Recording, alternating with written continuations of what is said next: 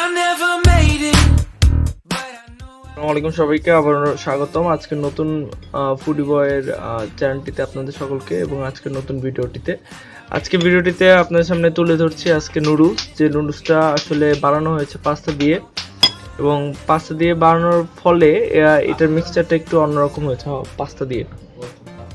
তো মোটামুটি যদি পাস্তাটা দেখাই, পাস্তাটা সাধারণত আপনার বাইরে কিনতে পাবেন, মেবি 40-50 টাকার মতো নিতে পারে পাস্তার ছোট প্যাকেট অথবা বড় প্যাকেট, আমি জানি না, খেয়াল নাই।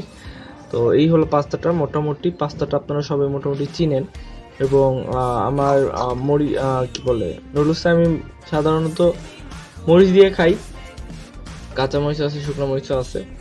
মোটামুটি এই হলো আসলে মেইনলি আমার আজকের এই এটা পাস্তা নুডলসের যে মিক্সচারটা, এটা আপনার সামনে তুলে ধরলাম। এখানে আপনার কাঁচা মরিচ আছে, ডিম দেওয়া হয়েছে, আলু আছে, তারপরে নুডলস আছে, মোটামুটি আদার্স ম্যাগি মশলা আছে, তারপরে সয়া সস দেওয়া হয়েছে।